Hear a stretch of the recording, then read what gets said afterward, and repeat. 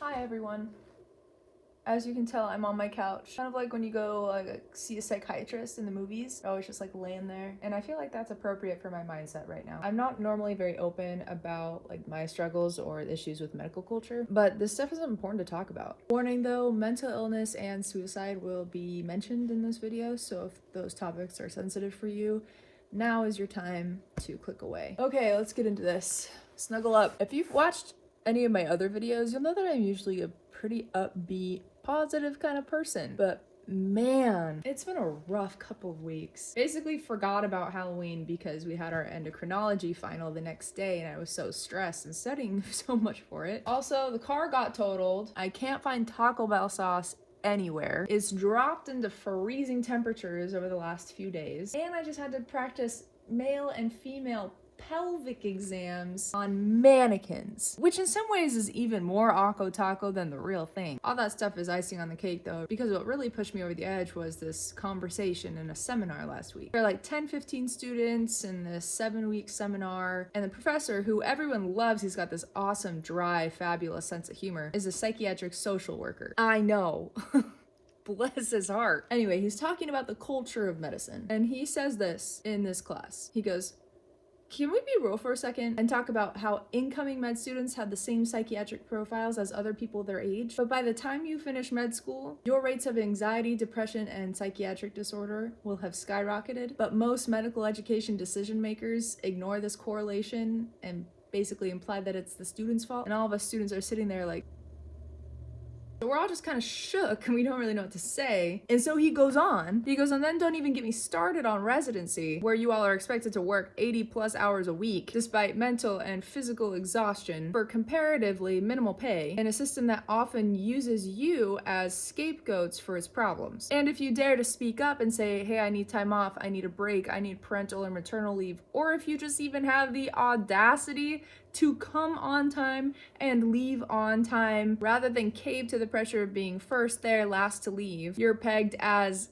lazy or not committed rather than people with lives and interests outside of medicine. Can we talk about that? He says. And all of a sudden the floodgates opened. Everyone went off about this workaholic culture that's super prevalent in the US and like epitomized at its peak in medicine. The fact that as med students sitting there were unanimously like, yeah, this is toxic. The fact that we felt powerless to change this because as students were so dependent on the evaluations from higher ups and attending physicians on our rotations to be able to get into the residency that we want. And then as a resident, if you want to get the fellowship that you want, you have to play the game of working yourself half to death to the detriment of all other areas of your life just to prove your worthiness. You know, like that you are worthy to be there, especially if you're a woman, minority, or you have a disability. The fact that working overtime is like glorified, it's like this badge of honor.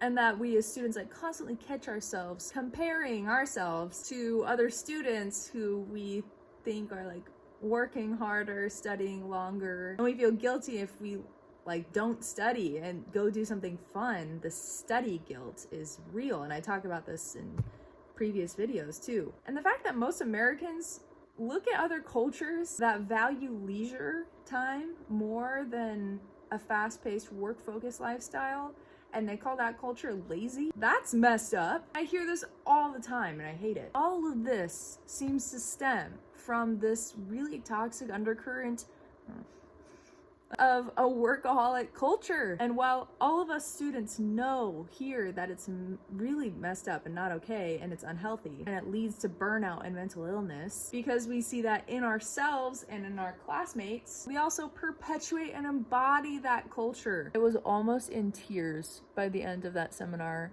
conversation thing. And people who know me know that I literally never cry. Like, I'm not a crier. It hit me really hard that the realization that I was a huge perpetrator of this busy at all times, working hard or hardly working mentality that I deep down hate so much. Don't get me wrong though, I love a good day's hard work. I love feeling accomplished and working hard to meet my goals. But I think that our threshold for what constitutes success and hard work has been pushed so high that the value of relaxation and time off has been lost to the point where now work-life balance is a misnomer. In fact, people in medicine talk about it more being like a work-life integration, which to me signals a permeation of work into every aspect of your life. And not everyone wants that. It's putting lipstick on a pig. It's expansion of overworking culture to such an extent that it can't be contained in just your work environment, so it spills out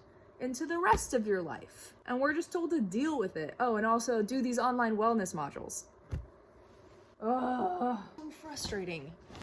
This is me literally thinking out loud. You guys are hearing exactly how I work through these mental knots and the stuff that I wrestle with, but usually have to stuff down into a nice little box to put on the back burner for later because ironically I'm too busy and stressed to unpack all of this. Saying it out loud is actually really therapeutic. Y'all should try this. I am not saying, though, to be clear, that medicine is 100% broken and toxic all the time. But I am saying that it's bad enough that the rate of suicide among physicians is double the rate of the general population. One doctor dies by suicide every day. And that is horrifying to me. And obviously COVID has not helped this. We're supposed to be helping to heal others. How are we supposed to do that if we can't take the time and space to be okay and take care of ourselves first? So after this seminar, I had this quarter life crisis where I was like, do I even want to do this anymore? Is this worth it? I could just start over and move to New Zealand to be a ski patrol medic or move to Bali and open a flower shop. I could do whatever I want. And after a couple of days, I cooled down and I admitted to myself that I would really regret it if I quit. I pushed through a lot of obstacles to get here. I just need to be brave enough to put my foot down when the pressures of workaholic culture get to be too much, which is definitely easier said than done. Best way to change something though is from the inside, right? So give or take like 10 years, I'll finally be maybe high enough up on the totem pole to make some noticeable change in the medical culture in my immediate vicinity. But I have to try so that students after me don't feel like this. I'm picking this up, I gotta emphasize this. Okay, I'm moving this, I'm changing position because I gotta make a point here. Premeds, you're watching this. What I want you to get from this is an adjustment of expectations, not discouragement from going into medicine. Too many of us go into med school with these like rosy goggles on and get wrecked when we're faced with some of the issues with medical education and some of the realities of our chosen profession. If you know some of the dark side up front and you still choose this, you'll be much better prepared, more able to handle the problems that come with this training path. I'm definitely in a better mood by the end of this. I think that was good. That worked. The whole like laying down thing and the talking to the ceiling and kind of to the void, it did help. I see why they do it now. Like, I get it. So thank you guys. You put me in a better mood to get like just all that off my chest. Also, I know that I'm not the only one thinking about this stuff, so I want to get your take too. Let me know what your thoughts are on these issues in the comments. I would love to hear about what you guys have to say on these issues. If you haven't already, please consider subscribing and hitting the like button down below. It helps me know that I'm doing something right by you guys. Thank you all so much again for watching, and catch you next week.